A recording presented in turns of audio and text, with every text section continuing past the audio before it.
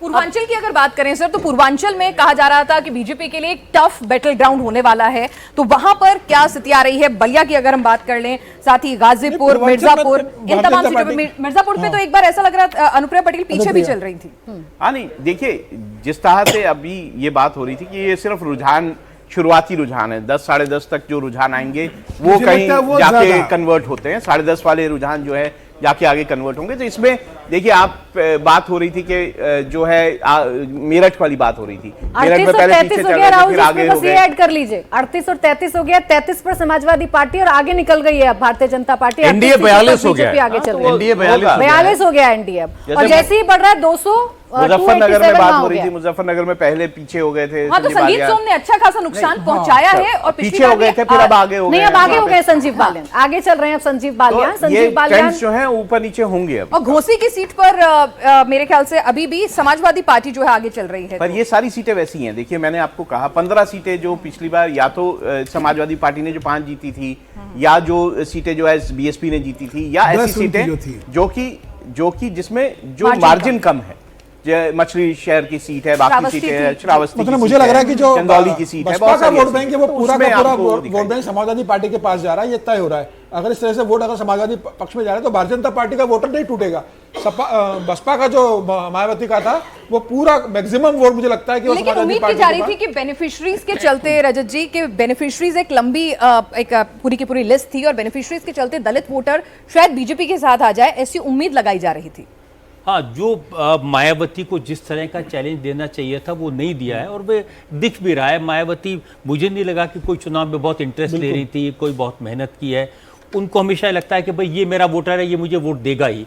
अब स्थितियां बदली, और जो मेहनत कर रहा था उसे घर बिठा दिया। आकाश आनंद भतीजा मेहनत कर रहा था तो उसको हटा दिया। लेकिन अब मायावती को क्या कहा जाएगा अगर यही ट्रेंड नतीजों में तब्दील होते हैं कि वो किसकी बी टीम है? इसमें वोट परसेंटेज देखिए मायावती। देखिए मैं इसको नहीं मानता कि किसी की बी टीम थी। अगर आप उनके कैंडिडेट्स देखेंगे तो मायावती ने जहां समाजवादी पार्टी के खिलाफ मुस्लिम कैंडिडेट खड़े किए, वहां बीजेपी के खिलाफ जो है उसी जाति के, जिस जाति का बीजेपी का कैंडिडेट था उसके हिसाब से कैंडिडेट दिया। तो ऐसा नहीं था कि पश्चिमी उत्तर प्रदेश में आप कैंडिडेट्स देखिए बीएसपी के, वो ऐसे कैंडिडेट थे जो समाजवादी पार्टी का वोट भी काट रहे थे और बीजेपी के वोट भी काट रहे थे कई जगह।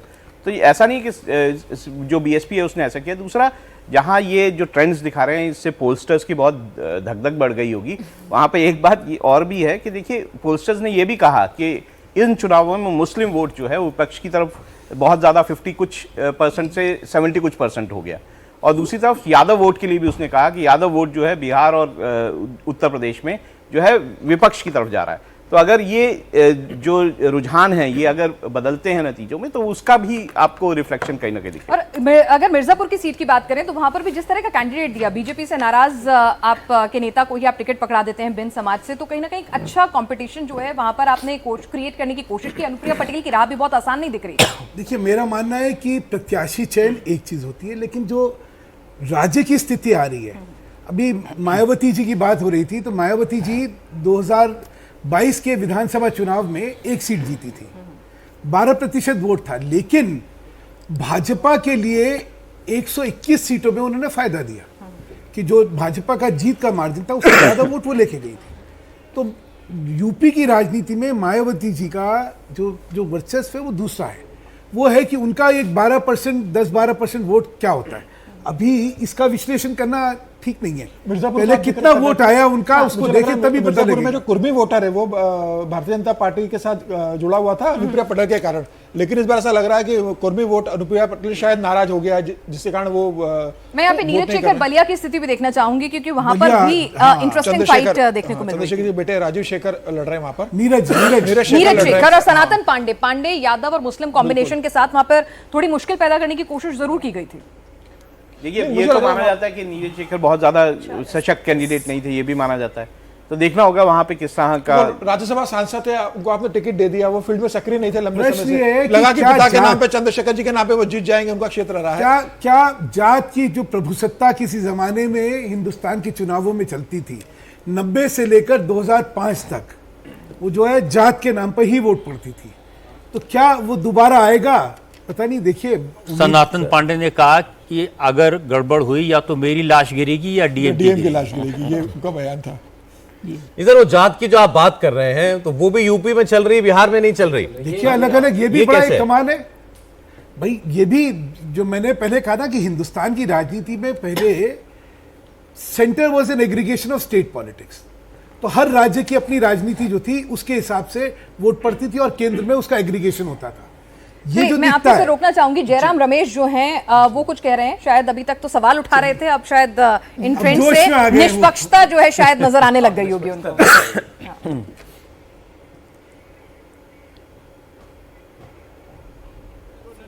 सुनाएंगे हम जयराम रमेश की शायद बातें। अभी- तो देखिए फिलहाल आप ट्रेंड्स में अगर आप देखें 288 पर एनडीए पहुंचा हुआ है, अभी भी लगातार एनडीए 272 के ऊपर मेंटेन किया हुआ है। अभी देखिए अभी तो अब 400 वाली बात छोड़ दीजिए, अब जरा 272 पर आना चाहिए हमको दोबारा। बिहार को भी एक बार एनालाइज कर लेना चाहिए, बिहार की सीटों को। जी बिहार सर पूरी तरीके से एनडीए के साथ जाता हुआ दिखाई दे रहा है। रामगोपाल यादव इस पर कुछ बोल रहे हैं, समाजवादी पार्टी के नेता, सुने। अब देखिए मतगणना शुरू होने ही वाली है, इसलिए अब कोई अनुमान लगाने से कोई काम नहीं चल, मतलब भी नहीं है। 2-3 घंटे इंतजार करें सब लोग, 12 बजे तक ट्रेंड पूरा आ जाएगा हर जगह का और सारी स्थिति स्पष्ट हो जाएगी। इस वक्त कोई ये कहे कि नहीं हम ऐसा कर रहे हैं, ऐसा कर रहे हैं, इतनी सीटें जीत रहे हैं। रामगोपाल यादव शायद थोड़ी देर पहले बयान दे रहे थे। खैर यूपी में अगर अभी की हालत उनको पता होती तो उनका बयान बड़ा जोरदार आता। लेकिन बिहार में आप देखिए 40 में से 34 पर इस वक्त एनडीए लीड कर रहा है सर। ये बड़ी बात है। बिहार में नीतीश कुमार के साथ जो वापस हाथ मिलाया उसका लाभ दिखाई दे रहा है। बहुत कम सीटें ऐसी जहां पर आरजेडी को फायदा होता दिखाई दे रहा है, और यहां इस बार लालू यादव ने, तेजस्वी यादव ने पूरी ताकत लगाई थी। या बिहार में आप देखिए जेडीयू को 13 सीटें, बीजेपी को 15 सीटें अपने दम पर, एलजेपी आर उसको 5 सीटें, मतलब 28 और 5 33 सीटें ये हो गई, और एक हम की सीट है, हम पार्टी की 34 सीटों पर इस वक्त एनडीए आगे चल रहा है। आरजेडी मतलब लालू यादव तेजस्वी यादव की पार्टी 3 पर, कांग्रेस पार्टी 2 पर, अन्य 1 पर। तो बिहार 40 में से 34 के साथ एनडीए की तरफ जाता हुआ झुकता हुआ दिखाई दे रहा है। अब इस वक्त लड़ाई जो चल रही है वो उत्तर प्रदेश में चल रही है, बिल्कुल बराबरी की और कांटे की लड़ाई उत्तर प्रदेश के अंदर आपको दिखाई दे रही है। एक वक्त आया था जब बीजेपी 20 के नीचे चली गई थी और 50 से ज्यादा सीटों पर सपा लीड कर रही थी। वो स्थिति वहां से थोड़ी सी वापस बीजेपी ने की है, लेकिन अभी भी बराबरी का सा मामला उत्तर प्रदेश में 42 एनडीए नजर आ रहा है। 40 एनडीए 42 नजर आ रहा है। 40 पर बीजेपी आगे, 2 पर आरएलडी आगे चल रही है। बागपत की एक जो सीट है बिजनौर की सीट है, वहां पर आरएलडी का कैंडिडेट आगे चल रहा है। तो 42 सीटों पर एनडीए आगे चल रहा है। बाकी अब सपा 32 पर आगे चल रही है, 5 पर कांग्रेस आगे चल रही है।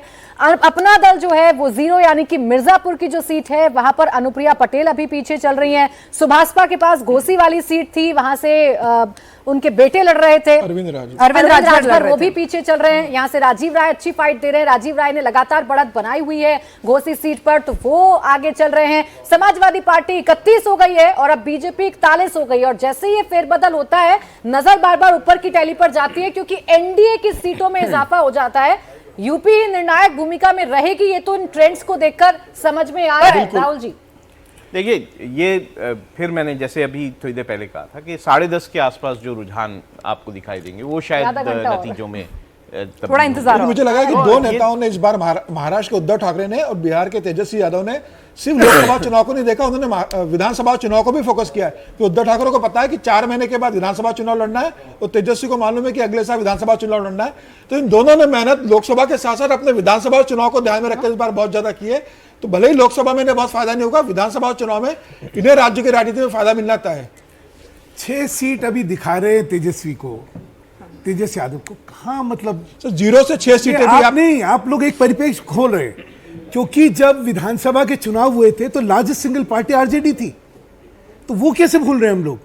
थी ना, मतलब उसकी लेकिन सर जब सेंटर में वोट की बात आती है तो मोदी के नाम पर वोट होता है ना। मैं जो कह रहा हूं आप समझे, उसकी तुलना में तो ये क्या जा रहा है? कभी भी राजनीति आप को लोकसभा को राज्यसभा मैं आपको समझा रहा हूं, विधानसभा से मत कीजिए जब ना हम सर, लोग वो तो मोदी किसी के का- नाम पे वोट फिर है। आप तो विधानसभा की बात करें ना, अगले आप विधानसभा क्या की कह रहे हैं कि तैयारी इसकी कर रहे वजह से विधानसभा में तो हो सर रहा फिर है। यही नहीं, यही तैयारी अगर विधानसभा से मैं कह रहा हूं करा- विधानसभा नहीं, अभी लोकसभा ही देख ले। आप वही करिए। नहीं अभी 282 आपकी पार्टी को मिले थे 2014 में, अभी ये एनडीए दिखा रहा है 281, और बीजेपी 272 तो पार अभी करेगी ना। मैंने कहा अभी थोड़ा सा समय और दीजिए। जैसे यूपी फ्लक्चुएट कर रहा था, कहां 50 पे वो थे, कहां भाजपा 20 पे थी, अब बीजेपी लीड कर रही है, तो थोड़ा सा मुझे लगता है अर्ली ट्रेंड्स के बेसिस पे हम लोग हाइपोथेसिस बना सर, दे, हम निर्णय दे दे हम लोग कौन तो किसका चलिए फिर उत्थान हो रहा है। इतना तो कहिए कि 400 पार वाला तो नहीं है ना मामला। नहीं देखते सर और ये सर देखिए 400 एक बात तो स्पष्ट है, अभी अगर यही- दिया कि भाई अगर चार यही आ ही रहे रहे- हैं तो मैं वोट डालने क्यों जाऊं, और मुस्लिम वहीं बड़ी तादाद में घर से बाहर यही निकला। ट्रेंड रहे, अगर यही ट्रेंड जो है तो स्वाभाविक तौर पे 400 नहीं हो सकता है। देखिए 400 देखिए, पार ना पहले था, हाँ। ना अब है, ना आगे होगा, क्योंकि 400 पार तो एक उत्साहवर्धन। एक नैरेटिव क्रिएट किया था, और वो उस समय दिया था जिस समय लग रहा था कि पूरी की पूरी फाइट वन साइडेड है। तो बाद में परिस्थितियां बदली हैं, जिस तरह के नारे आए, जिस तरह का नैरेटिव आया, जिस तरह से आरक्षण का सवाल उठा जो काफी अंदर तक गया। लेकिन बीजेपी जी सर हाँ नहीं, लेकिन इसके बावजूद जो फर्क है वो बहुत ज्यादा है। बीजेपी का अगर अपनी सीटें देखें, कांग्रेस की अपनी सीटें देखें तो बहुत बड़ा फर्क है। वो उस लिहाज से तो बहुत, और 230 के ऊपर भाजपा चल रही है, कांग्रेस और अभी अगर भी 100 के उत्तर नीचे है। प्रदेश छोड़ दें, उत्तर प्रदेश का जवाब बिहार है, और मध्य प्रदेश में 29 में से 29 पर लीड कर रहे हैं। राजस्थान में सीटें, तो जहां जहां टिकट बंटवारे में गड़बड़ हुई उसका असर दिखाई दे रहा है। दिल्ली में 7 के 7 हैं। देखिए अभी तक मेरे ख्याल से उत्तर प्रदेश, हरियाणा और राजस्थान, यही हमारी जो पोलिंग थी, जो ओपिनियन पोल था एग्जिट पोल, उससे इतर जा उससे रहे इधर जा रहे हैं। हाँ। बाकी बाकी जो झारखंड trend- में, छत्तीसगढ़ में, बिहार में सब जगह स्वीप सर। और लगभग वही है। महाराष्ट्र में नुकसान दिख रहा देखिए था, तो वो यहाँ पे भी दिख रहा है। यूपी बिल्कुल अप्रत्याशित है। समाजवादी पार्टी को इतनी सीटें आएंगी, 30 से ज्यादा सीटें आएंगी, गठबंधन को किसी ने कल्पना नहीं की थी। यूपी में वो हो रहा है। हरियाणा पूरी तरीके से कांग्रेस का हो जाएगा, ये किसी ने नहीं सोचा था, अनुमान लगाया था। ऐसा इस वक्त हरियाणा में होता हुआ दिखाई दे रहा है। राजस्थान में 2-3 सीटों की बात चल रही थी कि शायद कांग्रेस अच्छा करे। कांग्रेस पार्टी 8-10 सीटों पर अच्छा कर रही है। तो बीजेपी को हरियाणा से और राजस्थान से बहुत बड़ा नुकसान, यूपी से बहुत बड़ा नुकसान होता दिखाई दे रहा है। महाराष्ट्र में बराबरी की टक्कर प्रेडिक्ट की गई थी, उसमें एज एनडीए को दिया गया था, लेकिन वहां बिल्कुल कांटे की और बिल्कुल बराबरी की पश्चिम लड़ाई बंगाल चल के रही है। नतीजे अभी जो ट्रेंड्स दिख रहे हैं वो काफी डिसअपॉइंटिंग होंगे शायद बीजेपी के लिए। पश्चिम बंगाल में बहुत अच्छा करने की उम्मीद लगा के बैठी हुई थी बीजेपी, लेकिन अभी जो टेली मैंने देखी है उसमें शायद अभी भी वो TMC से 25 पीछे ही प्लस है। टीएमसी है। टीएमसी 25 प्लस ऑलरेडी ट्रेंड में दिख रही है। कर्नाटक में 8-10 सीटों के फेर में इस बार कांग्रेस पार्टी दिखाई दे रही है। 8-10 सीटें कर्नाटक में भी ले सकती है। तो ये सारे स्वीप वाले राज्य थे। देखिए भारतीय पर जनता पार्टी एक बड़ा स्पष्ट है, ये जिस तरह के ट्रेंड है उससे एक स्पष्ट बात है कि एक साइडेड इलेक्शन नहीं हो रहा है। विपक्ष जो है वो अच्छी खासी टक्कर दे रहा है। पहली बात तो है कि ईवीएम ठीक काम कर रहे हैं, ठीक बिल्कुल ठीक काम कर रहा और दूसरी बात डीएम ठीक काम कर रहे हैं, और तीसरी बात लोकतंत्र किसी तरह खतरे में नहीं है। सर एक बात और, ये 2014 और 2019 के बाद ये पहला चुनाव है जहां भारतीय जनता पार्टी को 10 बजे कहना पड़ा है कि ये शुरुआती ट्रेंड है, अभी वेट करना पड़ेगा। यहाँ देखिए उड़ीसा, देखिए 13-5, तो उड़ीसा में बीजेपी के गेन्स अच्छे हैं। आंध्र प्रदेश में देखिए तो 13 और 4 और मतलब ये भी एनडीए के तरफ जाता हुआ दिखाई दे रहा है। कर्नाटक में भी 19 पर आगे चल रही है बीजेपी। जी हाँ, 19-3, तो 22 है उनके, 28 में से 3 जेडीएस के भी हैं। 25 है बस हमारी। सौरभ, मेरे ख्याल से टीडीपी एनडीए का सबसे मजबूत घटक बन के निकलेगा, क्योंकि बाकी जो नीतीश कुमार ठीक कर रहे हैं, लेकिन चाहे वो एनसीपी हो चाहे वो शिंदे हो, वो ठीक नहीं कर रहे हैं। तो टीडीपी एक बड़ा एनडीए का घटक बन के निकलेगा इस बार, लगता है। फिर मैं कह रहा हूं कि ज्यादा अभी सब कुछ निर्भर कर रहा है उत्तर प्रदेश के ऊपर। उत्तर प्रदेश को ये तय करना है कि अगर इसी तरीके से बिल्कुल बराबरी वाला मामला रहा तो कुछ नहीं कहा जा सकता। ये देखिए आपके सामने भी अब नंबर्स आ गए हैं। एनडीए 44, बीजेपी के अपने 42, 2 आरएलडी के, और सपा उस वक्त 35 पर, ऑपोजिशन इस वक्त 35 पर है। तो 44 और 35, वही ना जो फर्क आ रहा है। धीरे धीरे फर्क आ रहा है। यूपी के बारे में एक खबर जो है वो ये है कि यूपी में अभी भी ज़्यादा मतलब ये बीजेपी के लिए अच्छी खबर है कि ज़्यादा पोस्टल बैलेट्स के बियॉन्ड नहीं गिनती बढ़ी है। अच्छा, ऐसा अभी किसी ने मुझे फ़ोन पे बताया है कि वहाँ पे ईवीएम्स का बहुत स्लो चल रहा है। तो बीजेपी बीजेपी बताने वाला आपको बीजेपी समर्थक था या कांग्रेस समर्थक था? बीजेपी विरोधी था। बीजेपी विरोधी था। तो हाँ, अच्छा, so it can still change. Okay. It will change, it is likely to change, क्योंकि देखिए धीरे धीरे उसी तरफ जा रहा है, क्योंकि इतना अप्रत्याशित एग्जैक्टली, लेकिन राजस्थान समझ में आता है, हरियाणा फिर भी हरियाणा आप भी समझ कह आता लीजिए। है। हरियाणा लेकिन 50-50 था, यूपी लेकिन समझ ऐसा हो में जाता है ये मैं समझ बताऊं, कहीं हरियाणा समझ तब में भी नहीं समझ आता, आता है, क्योंकि देखिए जब मैंने इसमें एक ही है जो बिल्कुल ही सारी जो वहां की माहौल के हिसाब से अगर कहीं बदलाव दिख रहा है तो उत्तर प्रदेश में, हरियाणा में भी था। वहां पे सरकार के खिलाफ कई माहौल बना हुआ था कि भाई ये है, जाट कंसोलिडेशन का एक अपना विषय था। लेकिन यूपी का जो दिख रहा है वो उसकी कल्पना मुझे नहीं मैं तो लगता किसी यूपी को भी गया हो नहीं सकती। था इस इलेक्शन में, लेकिन जो लोगों से बात करके एक स्टेट वाइज लिस्ट बनाई थी, ऐसे ही सब शौक में जैसे बनाते हैं, उसमें मेरा यूपी का आंकड़ा 50 का था। तो भाजपा का देखिए 226 पर बीजेपी की अपनी टैली आ गई, 93 पर कांग्रेस है इस वक्त। 226 और 93 बीजेपी को आना है अपने दम पर 272 के पार।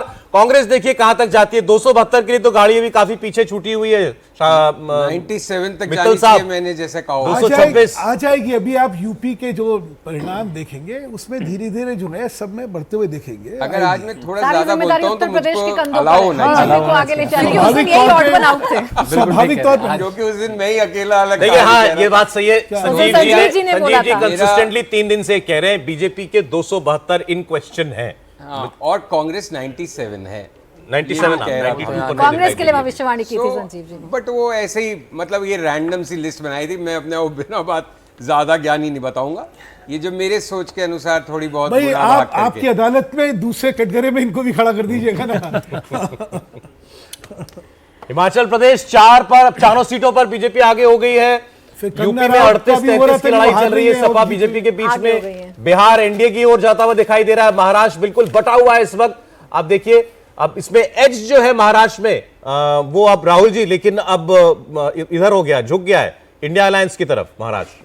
नहीं वो ठीक है, पर मुझे लगता है अब भी उद्धव ठाकरे अपना अच्छा चुनाव लड़ रहे होंगे। अगर आप हाँ, उसमें- उद्धव अच्छा कर रहे हैं और एनसीपी मतलब वहां पे जो नुकसान हो रहा है बीजेपी से ज्यादा वो एकनाथ शिंदे पहुंचाते हुए दिख रहे हैं। हाँ, फिलहाल तो अभी ये शुरुआत में। देखिए ये तो महाराष्ट्र में माना जा रहा था ना कि उद्धव ठाकरे के प्रति कहीं ना कहीं सहानुभूति है। उद्धव ठाकरे के नहीं, ये प्रति अगर टैली आप बदल गई है सर। मुंबई की शिवसेना सारी शिंदे सीटों को भी 10 देखेंगे सीटों तो पर मुंबई शिंदे की भी सारी 10 सीटों वाले में 10 पर आगे हैं। 10 पे आगे चल रही है, वो भी अच्छा कर रहे हैं। और देखिए महाराष्ट्र कितनी में ये सीट लड़ रही है कहावत वो। चल रही थी कि शिवसेना आप घर में जो घुस के शिंदे मारेंगे है, वो वाली कितनी चीज सीट लड़ अपनी रही है? घर में रख कर 14 या चलाएंगे। 15 और 15 में से 10 जीत रही है वो। टैली अगर आप एक बार महाराष्ट्र की पार्टी वाइज टैली दे दीजिए पहले, तो उसमें हम लोग पार्टियों पर बात करेंगे। महाराष्ट्र पार्टी टैली दे दीजिए जरा। महाराष्ट्र में पार्टी वाइज बता दीजिए जरा। बीजेपी 11 पर है, शिवसेना शिंदे जो है वो 11 सीटों पर दिखाई दे रही है। शिंदे 10 पे दिख रहे हैं। शिंदे 10 पे। या शिंदे अभी 11 हुआ। शिंदे ने पढ़ते- 15 सीटें पे लड़ रहे हैं।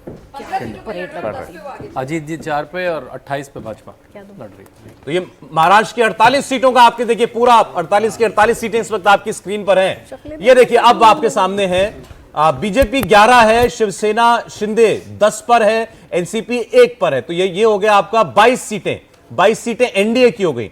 दूसरी तरफ आप सारी जोड़ लीजिए अगर 10, 17, 18 और 8, 6, 24 उधर दिखाई दे रही है। शरद पवार ने कहा ही था कि 50% सीटें हम जीतेंगे, तो वो 24-25 सीटें इस तरफ और 24-25 इस तरफ बराबर का मुकाबला। जबकि उद्धव का तो परफॉर्मेंस बहुत ही खराब है, 6 ही सीट पे आ रहे हैं वो, जबकि शायद वो 22 या 23 लड़े थे। सर कितने बीजेपी लड़े का थे? परफॉर्मेंस देखिए ना, 11 पर लीड है केवल महाराष्ट्र में। देखते जाइए अभी देखते 28 पे लड़े हैं और शायद 28 पे लड़े अरे हैं। आप किसी को 28 और से जबकि 6। बीजेपी आप के किसी को ऐसे नहीं 28 रोक पे सकते बीजेपी हो, लड़ी जो है। देखना चाहे देखना अलाउड। हाँ अभी अलाउड होना चाहिए 12 बजे तक। उद्धव को देखना है उद्धव को देखने दीजिए। नहीं जो दिख रहा है मैं तो उसका विश्लेषण कर रहा हूँ। ये जानकारी लेके आए कि अभी ईवीएम की काउंटिंग स्लो चल रही है। कर्नाटक में 22-6 हो गया है। 22 पर एनडीए आगे है, 6 पर कांग्रेस और पार्टी ये आगे हमारे है। एग्जिट पोल से काफी मिलता फिर हुआ है। संभाल लिया है 22-24 हमने अपने बीजेपी ने। एग्जिट पोल में जी हाँ। दिया था, तो ये वही स्थिति बनती हुई दिख रही एमपी है। स्वीप है 29 बीजेपी। सो बेसिकली अगर यूपी टर्न होता है वापस तो काफी कुछ काफी रिस्पेक्टेबल कुछ हो मैनेज जाएगा हो एनडीए। जाएगा, काफी कुछ मैनेज हो जाएगा। महाराष्ट्र बराबरी का दिखाई दे रहा है आपको इस वक्त। कर्नाटक में फिर आपने एक बार फिर टाइट टर्न होगी, बीजेपी की तरफ चला गया है कर्नाटक एक बार फिर। यूपी लेकिन ऐसा स्टेट है कि वो नहीं हमें एक समझ में आ रहा चीज है। डेफिनेटली कह सकते हैं अभी के ट्रेंड्स के अनुसार कि भारत वापस नॉर्मल पॉलिटिक्स की तरफ बढ़ गया है। जो 14 से 24 एक एबरेशन था कि इतनी जबरदस्त मजबूत एक पार्टी का एकाधिपत्य सत्ता पे और राजनीति पे, उसकी बजाय जो यूजुअली भारत में चलता है कि एक मिली जुली सी थोड़ा उतना स्ट्रॉन्ग गवर्नमेंट नहीं सेंटर में, उस तरफ हम वापस बढ़ते हुए दिख तो रहे यानी हैं। एक बार फिर से जाति और ये तमाम कॉम्बिनेशन। ये तो उल्टा है। आप ये कहना चाहती हैं कि उससे पहले सिर्फ जाति हावी थी नहीं देश नहीं में? सर, क्योंकि अभी कहा जा रहा था कि वन स्टेट्समैन मोदी जी के नाम पर भी वोट जो है उसमें भी आप ऐसा है, ये आप इसको ये aberration कहना चाहती हैं मानना मुझे नहीं 2014 से लगता पहले अच्छा देश एग्जिस्ट नहीं करता नहीं, था? नहीं, मैं बिल्कुल क्या नहीं, मैं सब आपसे गड़बड़ पूछना था चाहती हूँ, आप तो यहाँ? ऐसा समझना नहीं चाहती था। नहीं संजीव, 2014 से पहले 30 साल तक देश में कोएलिशन सरकारें थी जी। 1984 के बाद में कोई भी सरकार अपनी मेजोरिटी के दम पर नहीं बनी थी। तो जब नरेंद्र मोदी ने सरकार बनाई 282 सीट पर, तो कोई लैंडस्लाइड नहीं था। 282 ऐसा नहीं था कि बहुत कमाल है जैसे आजकल हम बात करते हैं, लेकिन 282 सीटों पर पूर्ण बहुमत की सरकार बनाना 30 साल बाद, ये अपने अपने बड़ी बात थी। और 2019 में उन 282 को बढ़ा के 303 तक ले जाना, ये बड़ी बात उससे भी थी। बड़ी बात थी। तो लेकिन मेरा उसमें सिर्फ लेकिन इतना ये था- चीजें हमेशा टिकी रह सकती है ऐसा नहीं है। ये बड़ा देश है, अलग अलग राजनीतिक दल हैं, अलग अलग लेकिन- विचारधाराएं हैं, लेकिन जातिगत रजत जी, समीकरण है। 289 और 303 के साथ राजीव गांधी जैसी 405 की सरकार जैसे बिहेव करना, वो भी एक अतिशयोक्ति थी।